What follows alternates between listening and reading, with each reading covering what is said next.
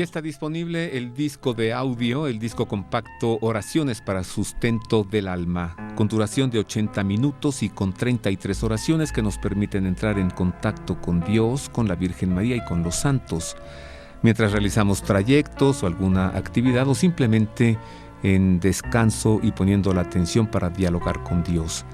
Algunas de estas 33 oraciones, la oración diaria, para poner nuestra vida en manos de Dios, el ofrecimiento a la Santísima Virgen, al Ángel de la Guarda, el abandono en Dios, la coraza de San Patricio para evitar influencias del mal, a la Virgen del Carmen, la salve, la comunión espiritual, para pedir por los enfermos, por los sacerdotes, por los ancianos, para invocar a San Miguel Arcángel, para pedir por los hijos o para pedir los dones del Espíritu Santo, orar durante tiempos difíciles, en la muerte de un ser querido, la letanía de la humildad y orar antes de dormir, entre algunas de estas 33 oraciones del disco compacto de audio Oraciones para Sustento del Alma.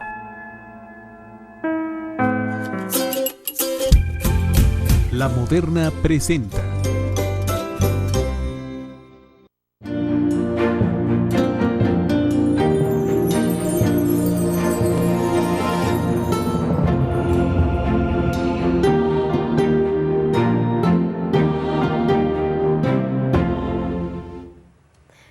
De regreso, queridos amigos, en Ver y Creer. Y les platico que el próximo sábado 11 de agosto estaremos celebrando a nuestra Santa Protectora. Me refiero a Santa Clara de Asís, quien es la santa patrona de la televisión y también la fundadora de la Orden de las Damas Pobres de Cristo, mejor conocidas como las monjas clarisas. Ella vivió y creció en Asís e inspirada por el gran San Francisco decidió dejarlo todo para vivir en pobreza y en obsequio de Cristo.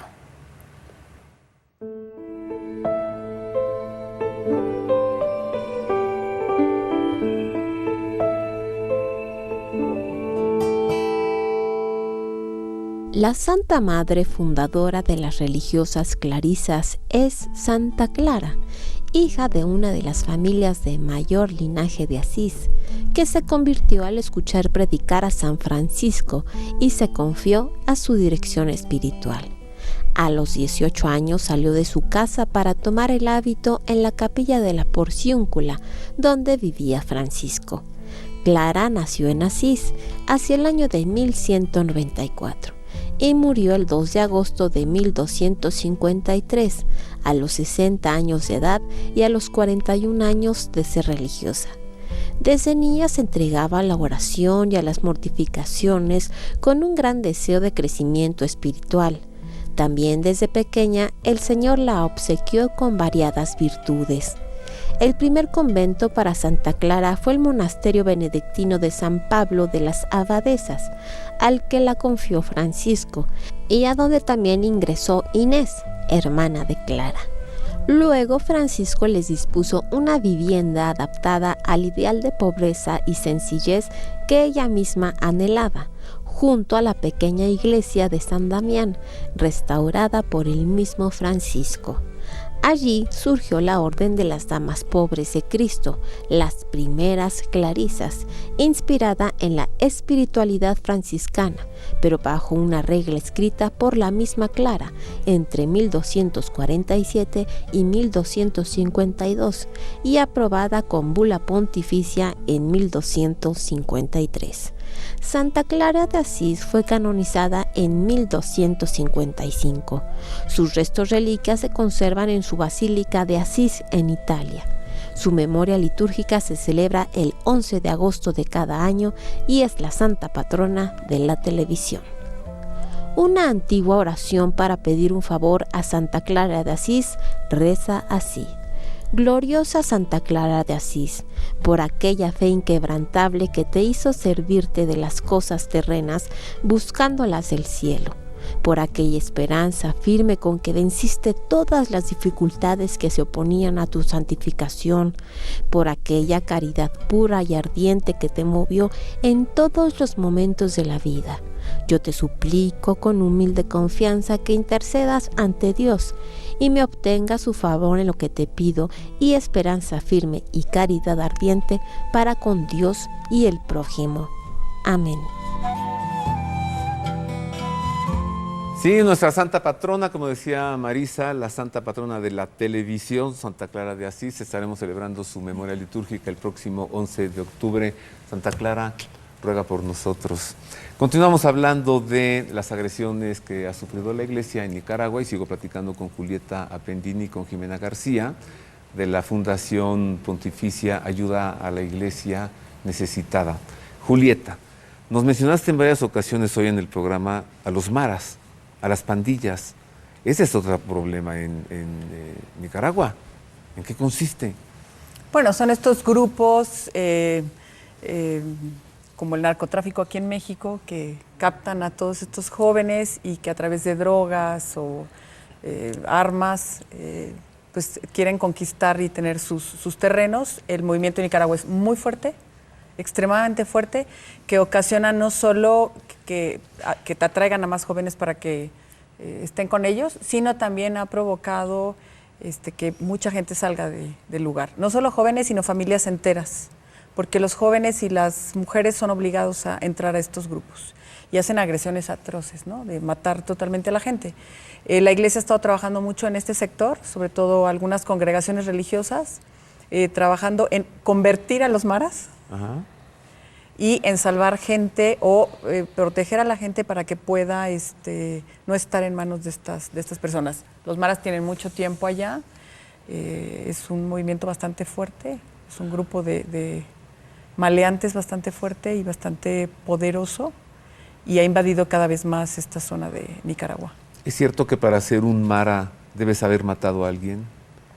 ¿O para poder ingresar tienes que ir, cometer un homicidio y entonces puedes ingresar?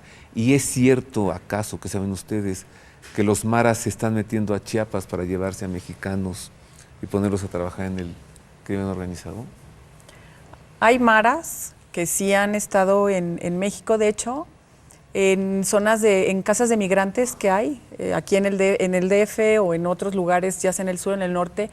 Las narraciones de la gente que está dentro de estas casas te cuenta que ellos mismos son los que, y las mismas religiosas o sacerdotes o gente que está trabajando en estas casas, que la misma gente denuncia y dice, ese es mara, porque se infiltran en estas casas para seguir a la gente o para pedirles dinero, ¿no? En los albergues de migrantes. En los albergues de migrantes, ¿no? Entonces sí, no es que en México haya maras como otro grupo, digamos, que ciertamente pasan siguiendo a la gente, pero bueno, están más concentrados en esta zona de Centroamérica.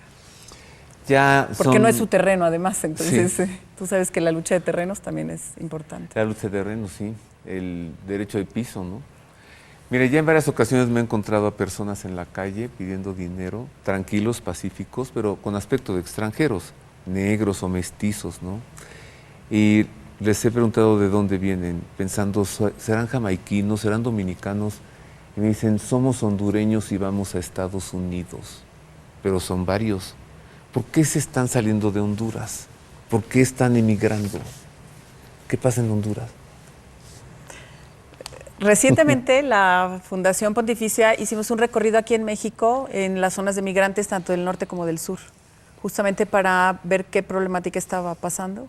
Y nos encontramos que el 65-70% de migrantes actualmente, que antes eran salvadoreños, actualmente son hondureños. La mayoría son hondureños, el segundo son salvadoreños y ya el tercero se mezcla el resto de Centroamérica y otros países, incluso de África, ¿no? Honduras es un país muy pobre, me atrevería a decir que más pobre que Nicaragua, que ya es bastante decir, y esta problemática social que tiene de estos grupos como los maras, conflictúan mucho este tema social que ha hecho que sea el país de mayor migración, o porque no hay oportunidad, pero sobre todo porque la gente empieza a tener riesgo de vida por estos grupos armados o estos grupos de delincuencia. Están saliendo de Honduras, están emigrando para que no los capten Así y es. los metan al crimen organizado y al narcotráfico. Sí, son las historias que nos contaron. Yo entrevisté tanto mujeres como hombres, como jovencitas que venían completas. Y de todos los que entrevistamos, casi el 80% era un tema de salvar su vida. Porque todo este tema de estos grupos estaban ya tan amenazados que era mejor salir y huir. No salía la familia completa, salía por partes, o salía sobre todo hombres que se sienten amenazados porque quieren que forzosamente estén trabajando con ellos. Esto ya es buscar un asilo por seguridad. Mire, en Tijuana, por ejemplo, hay muchos dominicanos que están allí esperando poder pasar.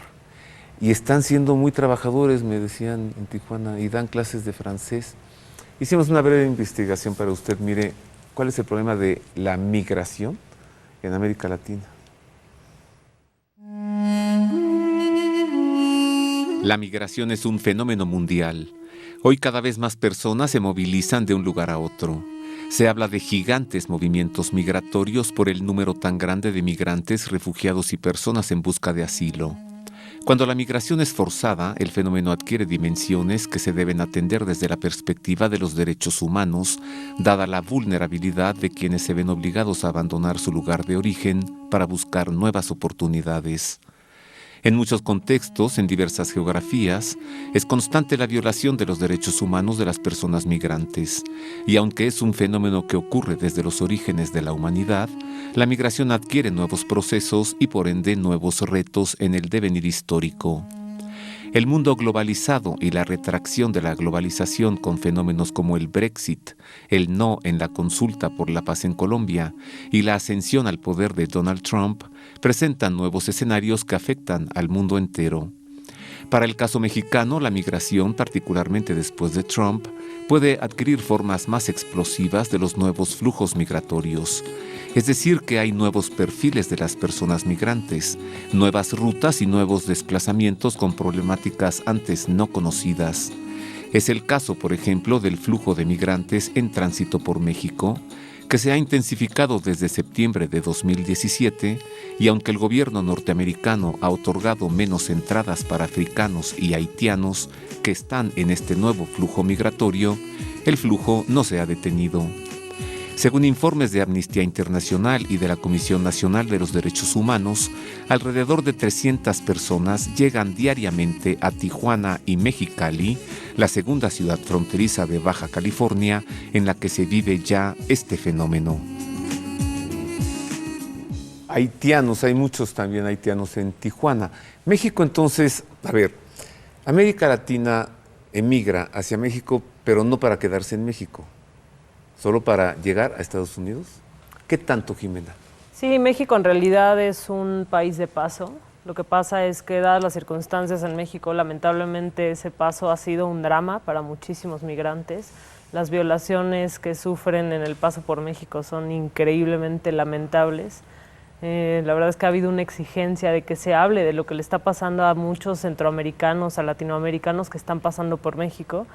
Y además sumar todos los mexicanos que también quieren salir de México. Hoy se habla que hay 12 millones de mexicanos fuera de México, repartidos en el mundo. En realidad el 98% en Estados Unidos y solo un 2% repartido en el resto del mundo, pero estamos hablando casi del 10% de la población que está fuera de México. La verdad es que la migración es un proceso humano, ¿no? Los humanos siempre nos hemos movido.